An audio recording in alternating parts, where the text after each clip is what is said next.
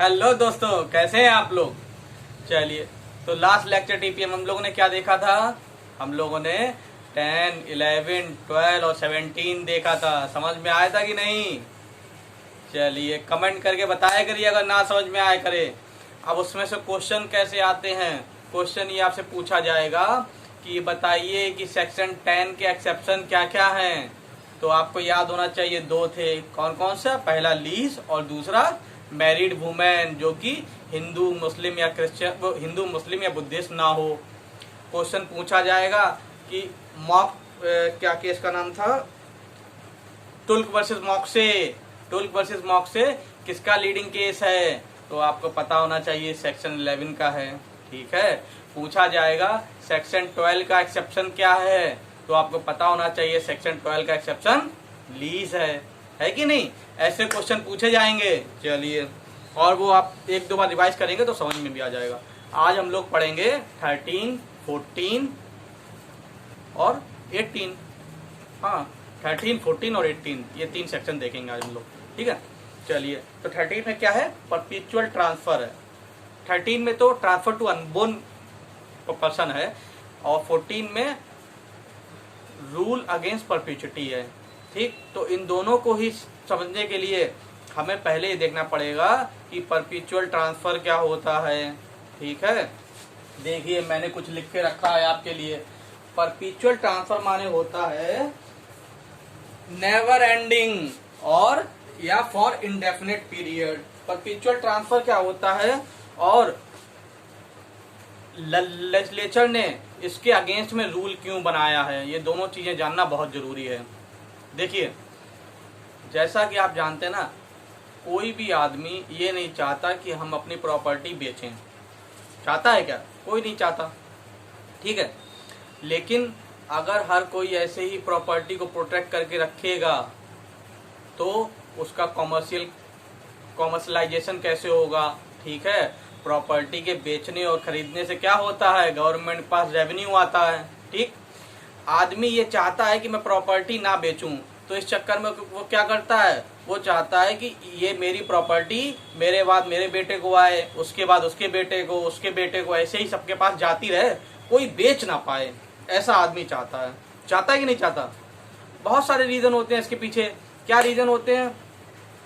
एक तो उससे जो अपनी प्रॉपर्टी से जो लगाव होता है उसे, है कि नहीं। अब आदमी चाहता है कि मेरे पास 100 बीघा खेत है, तो वो आगे चल के बढ़े ही बेच ना पाए, या मेरी औलाद आगे चल के इसे बेच ना पाए, वो ऐसा कुछ करना चाहता है। लेकिन ऐसा कर नहीं सकता। क्यों? क्योंकि भाई अगर प्रॉपर्टी बिकेगी नहीं तो रेवेन्यू कहाँ से आएगा, है कि नहीं। डेवलपमेंट कैसे होगा। अब मान लीजिए कोई प्रॉपर्टी खरीदेगा बेचेगा नहीं तो उसका डेवलपमेंट रुक जाएगा। ठीक है। इसीलिए लेजिस्लेचर ने इसके अगेंस्ट में लॉ बनाया है कि कोई भी आदमी अनलिमिटेड इंडेफिनिट पीरियड के लिए कोई प्रॉपर्टी रोक के ना रख सके। ठीक, समझ में आ रही बात की नहीं। चलिए, अब क्या है इसको देखते हैं। परपेचुअल ट्रांसफर माने होता है नेवर एंडिंग और फॉर इंडेफिनिट पीरियड। ठीक है। अब इसकी मतलब क्या है, इसका सिंपल सा मतलब है tying up property for indefinite period, कि प्रॉपर्टी को पकड़ के रखें इंडेफिनिट पीरियड के लिए, कि वो जाए कहीं ना, मेरे घर मेरे पास रहे, मेरे खानदान में रहे। ठीक है। मेरे बाल बच्चों को रहे, उनके बाद उनके बाल बच्चों को रहे, कहीं और ना जाए, घर से बाहर ना जाए, है कि नहीं। चलिए, अब आदमी रोकने के लिए क्या क्या कर सकता है, कैसे आदमी अपनी प्रॉपर्टी रोक सकता है, ये आप बताइए। देखिए, पहला, वो प्रॉपर्टी ट्रांसफर तो करेगा अपने बेटों को, लेकिन उन्हें ये राइट नहीं देगा कि उसे एलिनिएट कर सकें। क्या है, by imposing condition restraining alienation. एक कंडीशन लगा दी। क्या कंडीशन लगा दी, कि देखो तुम्हारे पास प्रॉपर्टी आएगी तो, लेकिन तुम बेच नहीं पाओगे। ठीक, ऐसे वो रोक सकता है। या by creating a limited interest in favour of unborn person one after one, कि वही बात मैंने भी बताई ना, कि लिमिटेड इंटरेस्ट में दे रहा हूं, कि मेरे बाद मेरे बेटे को, मेरा बेटा जब तक जिंदा रहेगा तब तक वो इस्तेमाल करे, फिर उसके बेटे को, वो जब तक जिंदा रहे वो इस्तेमाल करे, फिर उसके बेटे को। ये क्या हो गया, लिमिटेड इंटरेस्ट हो गया ना। तो ऐसे रोक सकते हैं। एक तो कंडीशन लगा के कि उसे पावर ही नहीं दे रहे बेचने की। दूसरा, लिमिटेड इंटरेस्ट दे के one generation to another generation. ठीक है। सो ऑन, एक के बाद एक दिए जा रहे हैं। तीसरी कंडीशन ये लगा सकते हैं, by restraining vesting of interest in favour of unborn person under section 13 even after attaining his majority. कहने का मतलब है अनबोर्न पर्सन के पास जाएगी तो, लेकिन वो मेजर होने के बाद भी उसे ना बेच पाए, है कि नहीं। तो यही 3 तरीके निकल के आते हैं कि जिससे आदमी प्रॉपर्टी को इंडेफिनेट पीरियड के लिए रोक के रख सकता था, है कि नहीं। तो लेजिस्लेचर ने क्या किया, इन तीनों ही चीजों को प्रोहिबिट कर दिया। कंडीशन रिस्ट्रेनिंग एलिनेशन पढ़ चुके हम लोग, कहाँ पे है, सेक्शन 10। क्या बोल दिया इसको कि प्रोहिबिट करता है, आप नहीं कर सकते ऐसा। अब समझ में आई मैंने क्यों लिखे ये सब। दूसरा, limited in favour of unborn person, section 13, ठीक है, इसको भी प्रोहिबिट करता है। अगर आपने ऐसा किया तो वो ट्रांसफर वॉइड हो जाएगा, ठीक। ये wasting of interest in favour of unborn person even after attaining his majority, ये सेक्शन 14 बोलता है, ठीक है। सेक्शन 14 इसको प्रोहिबिट करता है, आप ये भी नहीं कर सकते। यही कि 3 तरीके थे कि आप प्रॉपर्टी को इंडेफिनिट पीरियड के रोक के रख सकें। लेजिस्लेचर ने इन तीनों पे लॉ बना दिया, ठीक है। कंडीशन रिस्ट्रेनिंग एलिनेशन 10 में प्रोहिबिट करता है, अनबोर्न पर्सन सेक्शन 13 में प्रोहिबिट करता है, और आफ्टर अटेनिंग मेजॉरिटी सेक्शन 14 में प्रोहिबिट करता है। अगर फिर भी आपने ऐसा किया तो वो ट्रांसफर वॉइड मान लिया जाएगा, वो ट्रांसफर माना ही नहीं जाएगा। इतनी बात समझ में आई। चलिए अब एक एक करके हम लोग डील करते हैं। सेक्शन 10 तो पढ़ चुके हैं, 13 से देखते हैं। इसको मिटा लें, समझ में तो आ रहा है ना, इसीलिए ये बनाया था। ये लिख लीजिएगा, ये काम आएगा आपके, ठीक है। चलिए सेक्शन 13 देखते हैं अब। सेक्शन 13 क्या बोलता है भाई, transfer for benefit of unborn person, transfer for benefit of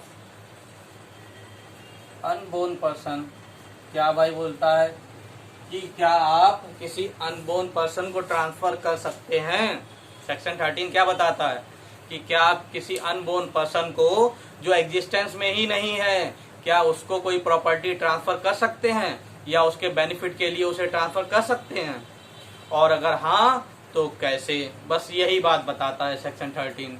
section 13 बोलता है बिल्कुल आप किसी अनबोर्न पर्सन को ट्रांसफर कर सकते हैं, लेकिन 3 कंडीशन को फॉलो करना पड़ेगा।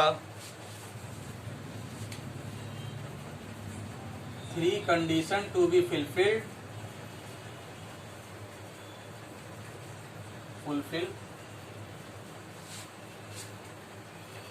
टू क्रिएट एन इंटरेस्ट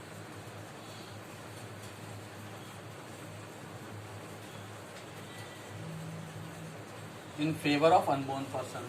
क्या है भाई 3 condition, unborn person in favour of, बोलता है कि भाई ट्रांसफर तो तुम अनबोर्न पर्सन को कर सकते हो, बस आपको ये 3 कंडीशन फॉलो करनी पड़ेंगी। पहली क्या,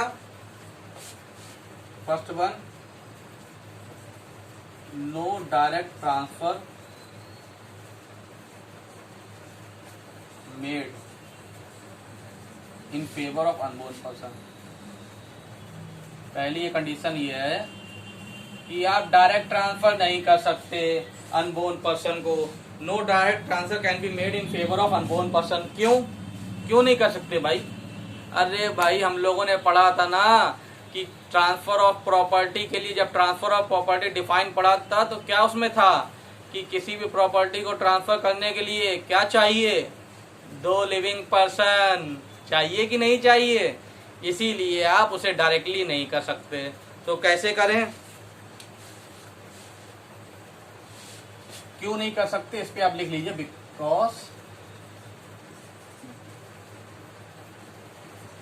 because transfer require 2 living person. At least 2 living person तो चाहिए ही ना, इसीलिए नहीं कर सकते। तो फिर कैसे कर सकते हैं? अरे भाई आप किसी लिविंग पर्सन को लिमिटेड इंटरेस्ट दे दें कि जब तक वो पर्सन जिसको आप जो अनबोर्न पर्सन है वो एग्जिस्टेंस में नहीं आ जाता तब तक उसके पास लिमिटेड इंटरेस्ट रहे उसका। ठीक है, ये क्या एक ब्रिज की तरह काम करेगा। ठीक है, कि भाई एक प्रॉपर्टी को एक आदमी से दूसरे आदमी के पास पहुंचाना है, सो भी उस आदमी के पास जो एग्जिस्टेंस में अभी नहीं है, तो उसके लिए एक लिविंग पर्सन को आप दे दो लिमिटेड इंटरेस्ट। वो क्या करेगा? एक ब्रिज का काम करेगा कि आपकी प्रॉपर्टी, और जब तक वो अनबोर्न पर्सन आ नहीं आता तब तक के लिए उसको जोड़ने का काम करेगा, है कि नहीं? ठीक। दूसरी कंडीशन क्या है? द अनबोर्न पर्सन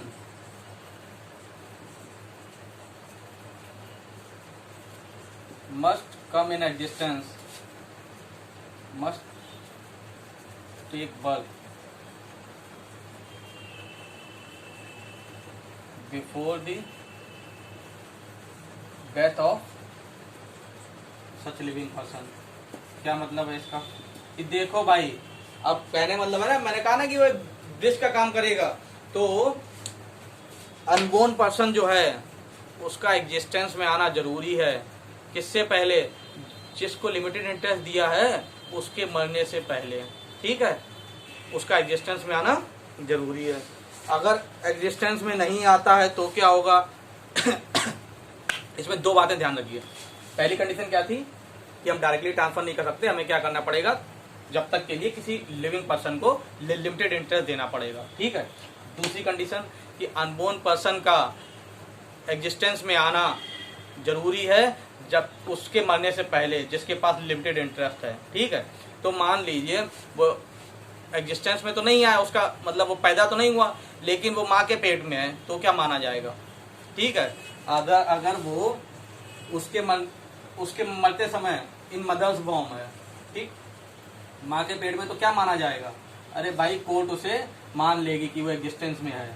ठीक, एग्जिस्टेंस में कोर्ट उसे मान लेगी। अगर मान लीजिए वो आता ही नहीं है, ठीक है, ना वो माँ के पेट में है ना वो एग्जिस्टेंस में है, तो क्या होगा? तो प्रॉपर्टी रिवर्ट बैक हो जाएगी किसके पास? अरे भाई ट्रांसफरर के पास, है कि नहीं? ट्रांसफरर के पास रिवर्ट बैक हो जाएगी प्रॉपर्टी।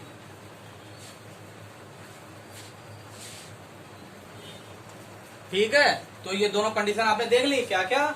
कि अगर वो माँ के पेट में है, मतलब जिसके पास लिमिटेड इंटरेस्ट था, उसके मरने से पहले अगर वो माँ के पेट में है, ठीक है, या उसके मरते टाइम अगर वो माँ के पेट में है, तो कोर्ट मान लेगी कि वो एग्जिस्टेंस में आ गया। ठीक, अगर वो उसके बर्थ नहीं होता है, ठीक है, वो पैदा ही नहीं होता है तब भी, तो फिर भाई क्या होगा? वो प्रॉपर्टी रिवर्ट बैक हो जाएगी किसके पास? ट्रांसफरर के पास। ठीक। तीसरी कंडीशन क्या है? मैंने कहा ना कि 3 कंडीशन होनी चाहिए। तीसरी, इंटरेस्ट ट्रांसफर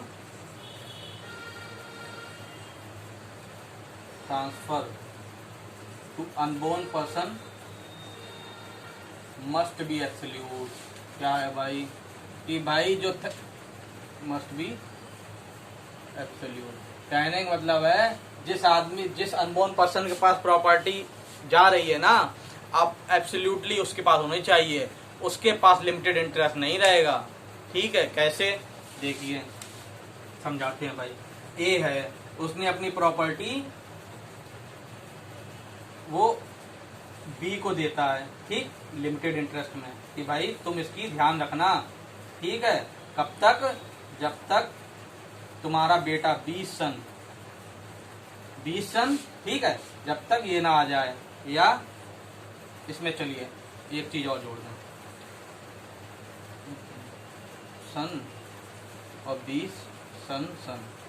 ठीक, अभी देखिए, ए प्रॉपर्टी बी को लिमिटेड इंटरेस्ट में ट्रांसफर करता है कि ये जो है किसके पास जाएगी? ये तुम्हारे बेटे बी के सन के पास, और इसको भी लिमिटेड इंटरेस्ट देता है कि इसके बाद किसके पास जाएगी? इसके भी सन के पास, 20 सन। ठीक है, कितने जनरेशन को देना चाहता है? ये तो लिविंग पर्सन है, ये तो अभी एग्जिस्टेंस में है बी।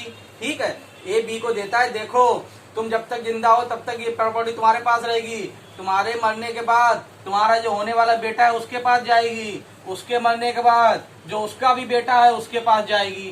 ठीक, इसको वो एब्सोल्युटली देता है।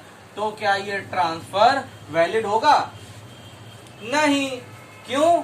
क्योंकि ये थर्ड कंडीशन फुलफिल नहीं हो रही है। थर्ड कंडीशन क्या है कि इंटरेस्ट टू अनबोर्न पर्सन, अगर आप किसी अनबोर्न पर्सन को ट्रांसफर कर रहे हैं तो उसको लिमिटेड नहीं, एब्सोल्यूट इंटरेस्ट ट्रांसफर करेंगे। ठीक, तो अगर सिर्फ ये यहीं तक होता, ठीक, यहीं तक होता ये तो ये सही होता। तो यहाँ पर इसे एब्सोल्यूट इंटरेस्ट देना पड़ेगा। इतनी बात समझ में आई? बस इतना ही ये बोलता है।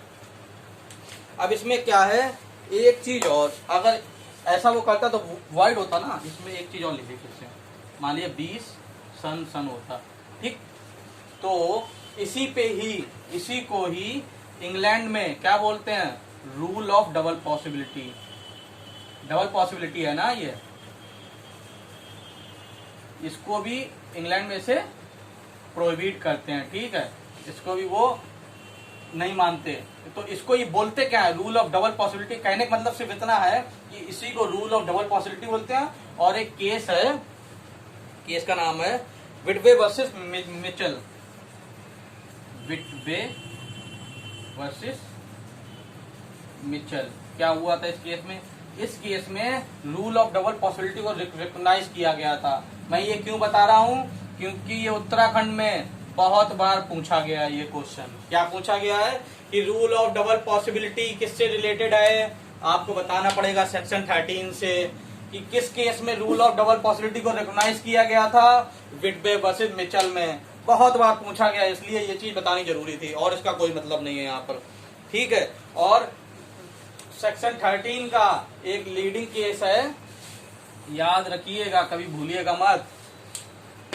जैसे मोरी बीबी वर्सेस दामोदर दास याद है आपको, वैसे इसे याद रखिएगा। कौन सा? गिरजेश दत्त वर्सेस दत्तादिन। गिरजेश दत्त वर्सेस दत्तादिन, ये केस का नाम है, ध्यान रखिएगा।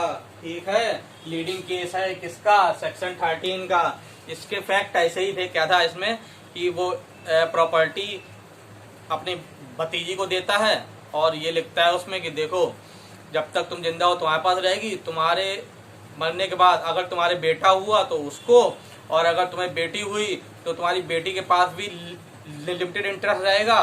फिर उसके बाद अगर उसके बेटा होता है तो उसको ट्रांसफर हो जाएगी। तो कोर्ट ने कहा आप नहीं कर सकते, ये इसका वायलेशन है सेक्शन 13 का। ठीक है, चलिए सेक्शन 13 समझ में आया? क्या है कि क्या आप अनबोर्न पर्सन को ट्रांसफर कर सकते हैं? बिल्कुल कर सकते हैं, लेकिन आपको 3 कंडीशन फॉलो करनी पड़ेगी। पहला कि आप उसे डायरेक्टली नहीं कर सकते, किसी एक थर्ड पर्सन को अपॉइंट करना पड़ेगा एज ए लिमिटेड इंटरेस्ट। दूसरा, जिसको आप ट्रांसफर कर रहे हैं तो जिसके पास लिमिटेड इंटरेस्ट है उससे मरने से पहले उसका एग्जिस्टेंस में आना जरूरी है। अगर नहीं आया तो वो प्रॉपर्टी रिवर्ट बैक हो जाएगी। तीसरा, अगर आप अनबोर्न पर्सन को कर रहे हैं तो उसे आप एब्सोल्यूट इंटरेस्ट ट्रांसफर करेंगे, लिमिटेड इंटरेस्ट से काम नहीं चलेगा। ठीक है, लिमिटेड इंटरेस्ट करेंगे तो फिर वो वॉइड मान लिया जाएगा। ठीक है, ट्रांसफर ही नहीं माना जाएगा। ठीक, ट्रांसफर वॉइड है, इसमें कोई कंडीशन तो है नहीं, ट्रांसफर वॉइड हो रहा है इसमें। चलिए अब जल्दी से सेक्शन 14 पे आते हैं। 14 क्या कहता है?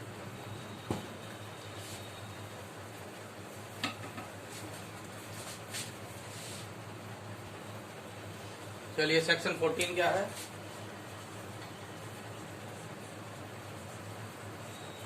Rule against perpetuity. क्या बोलता है भाई परपेचुटी? मैंने आपको बताया ही अभी कि क्या होता है, नेवर एंडिंग या फॉर इनडेफिनिट पीरियड।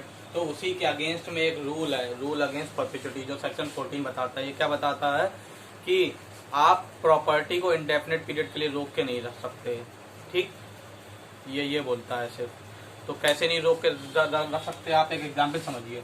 मान लीजिए ए ने प्रॉपर्टी ट्रांसफर किया बी को। ठीक, उसने कहा बी के बाद सी को, सी के बाद डी को, डी के बाद ई को।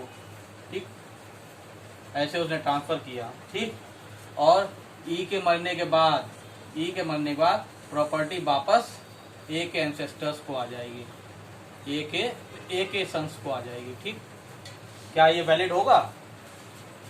ए ने प्रॉपर्टी बी को पहले ट्रांसफर की कि बी जब तक जिएगा बी के पास, बी के बाद सी के बाद, सी के बाद डी के पास, डी के बाद ई के पास। अब ये चारों अगर लिविंग पर्सन है, मतलब अभी जिंदा हैं, जिस टाइम पे वो ट्रांसफर कर रहा है, ये चारों जिंदा हैं, तो ये वैलिड माना जाएगा। ठीक, ये वैलिड माना जाएगा। क्यों? क्या ये रूल अगेंस्ट पब्लिसिटी का वॉयलेशन नहीं है? अरे भाई नहीं है। क्यों?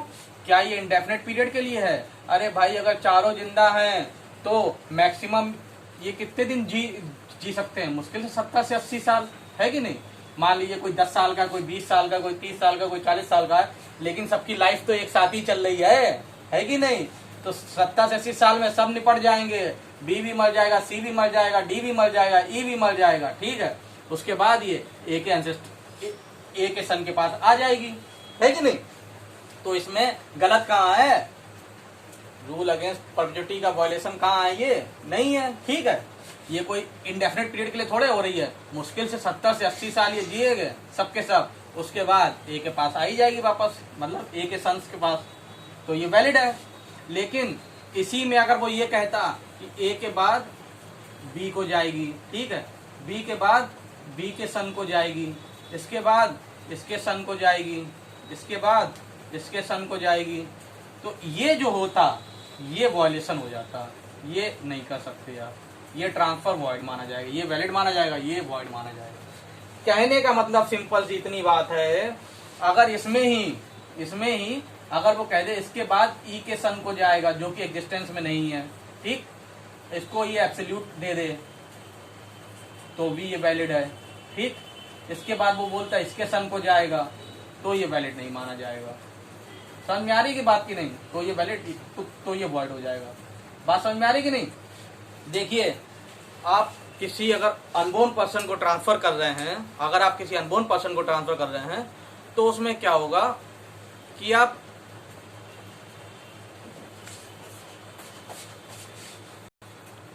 हाँ, तो कहाँ थे हम लोग? इसमें जो है इसमें हम लोग कहाँ पे थे? तो इसमें हम लोग को देखना है कि जो सेक्शन 13 में था ना अनबोर्न पर्सन, उसी में बस एक लाइन और जोड़ दीजिए आप। क्या? उसी में एक चीज और जोड़ दीजिए कि भाई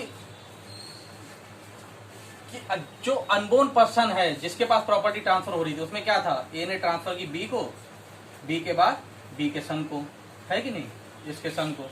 तो जो अनबोर्न पर्सन है इस पे भी आप कितनी टाइम के लिए रोक सकते हैं? बस ये रूल अगेंस्ट परपेचुइटी यहीं पर इतना ही बताता है। क्या बताता है?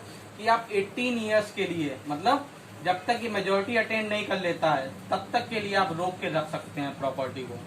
बस रूल अगेंस्ट प्रॉपर्टी यही बताता है। वो चारों क्लाउज, वो तीनों क्लाउज जो सेक्शन 13 में थे, उसके बाद एक क्लाउज और लिख लीजिएगा।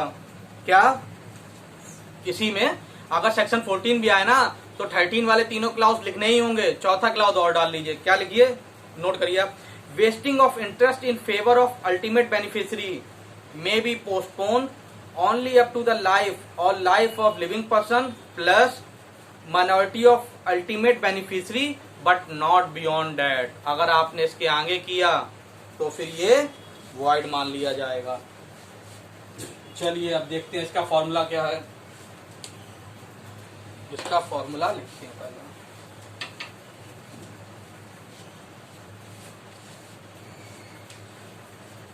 सेक्शन 14 के हिसाब से maximum remoteness of wasting,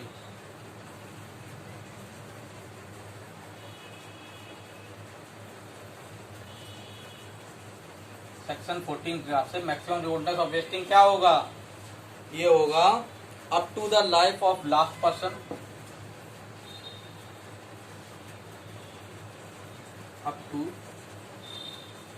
the life of last living person plus age of majority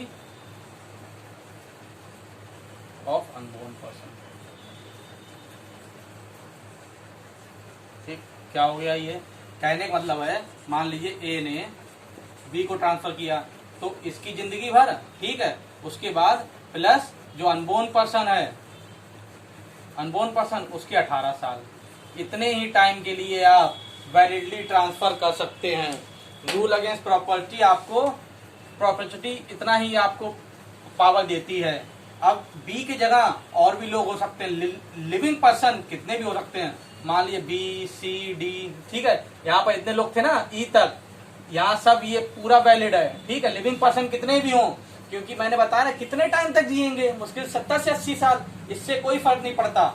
लेकिन अगर आपने फाइनली अनबोर्न पर्सन को दिया है तो वहां पे आके आपको लिमिट रुकना पड़ जाएगा। अनबोर्न पर्सन जैसे 18 साल का होगा तभी। अब मान लीजिए वो माँ के पेट में है तो अरे तो 9 महीने और मान लो, 9 मंथ प्लस 18 ईयर्स, इससे ज्यादा नहीं हो सकता, है कि नहीं। चलिए अब इसके 2 एक्सेप्शन है कि रूल अगेंस्ट प्रॉपर्टी के 2 एक्सेप्शन है कि इसमें ये नहीं अप्लाई होता। पहला सेक्शन 18 में नहीं होता, transfer for benefit of public, transfer for benefit of public, ठीक। दूसरा एक्सेप्शन है agreement, personal agreement, personal agreement, बस ये दोनों हैं। क्या क्या है भाई, सेक्शन 14 के रूल अगेंस्ट प्रॉपर्टी के 2 एक्सेप्शन है। पहला तो सेक्शन 18 है। सेक्शन 18 क्या बोलता है, सेक्शन 18 ये बोलता है कि अगर आपने कोई प्रॉपर्टी किसी पब्लिक इंटरेस्ट के लिए ट्रांसफर की है, मतलब किसी हॉस्पिटल के लिए, किसी चैरिटी के लिए, तो उसमें रूल अगेंस्ट प्रॉपर्टी नहीं अप्लाई होगा, ठीक है। वो एक अनलिमिटेड पीरियड के लिए, इनडेफिनिट पीरियड के लिए आप ट्रांसफर कर सकते हैं कि भाई केवल वो प्रॉपर्टी उसी चीज, मान ली किसी हॉस्पिटल के लिए दी तो वो ये एक हॉस्पिटल के लिए इस्तेमाल होगी, उसे कोई बेच नहीं सकता, तो उसमें रूल अगेंस्ट प्रॉपर्टी नहीं अप्लाई होगा। दूसरा एग्रीमेंट में अप्लाई नहीं होगा, ठीक है। मान लीजिए हमने सिर्फ एग्रीमेंट टू सेल किया है, ठीक है, एग्रीमेंट टू सेल किया है, तो उस पर क्या रूल अगेंस्ट प्रॉपर्टी अप्लाई होगा, नहीं होगा। क्यों, क्योंकि ट्रांसफर ऑफ प्रॉपर्टी पे अप्लाई होता है कि नहीं। कहा यहाँ पर सिर्फ एग्रीमेंट तो हो रहा है, ट्रांसफर थोड़े हो रहा है। चलिए अब कुछ है, इसमें एक केस और है, स्टैनले वर्सेस लीग, केस का नाम है स्टैनले वर्सेस लीग। इसमें क्या बताया था, ऑब्जेक्ट बताया था, object of rule against perpetuity is public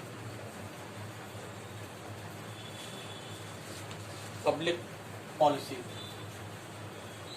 ठीक है। बस इतनी सी बात पूछा गया है 1-2 बार ये, ठीक है। स्टैनले वर्सेस लीग में इसके object of rule against property को पब्लिक पॉलिसी बोला गया था, ठीक है। चलिए मेरे हिसाब से आपके समझ में तो आ गया होगा, ठीक है। एक बार बैरक पढ़ के देख लीजिएगा, ना समझ में आया कहीं पे तो मुझे कमेंट करके बताइएगा, देखते हैं फिर, ठीक है। और कुछ था इसमें,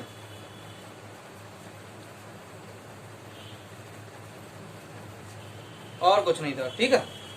चलिए तो कहाँ तक हो गया, 15 और 16 ये आप रीड मान लीजिएगा। इसमें से ना मेंस में कहीं लिखना होता है और ना इसमें से प्री में पूछा जाता है, ठीक है। आप खुद ही रीड मान लीजिएगा इसको। 17 हम लोगों ने लास्ट लेक्चर में देख ही लिया था, 18 अभी देखा हम लोगों ने। 18 देखिए, transfer in publicity for benefit of public, the restriction in section 14, 16 and 17 shall not apply in case of transfer of property for the benefit of public in the advancement of religion, knowledge, commerce, health, safety or any other object beneficial to mankind। इसमें ये rule against publicity apply नहीं होगा। चलिए तो कल हम लोग पढ़ेंगे वेस्टेज इंटरेस्ट और कॉन्टीजेंट इंटरेस्ट। चलिए ठीक है, थैंक यू।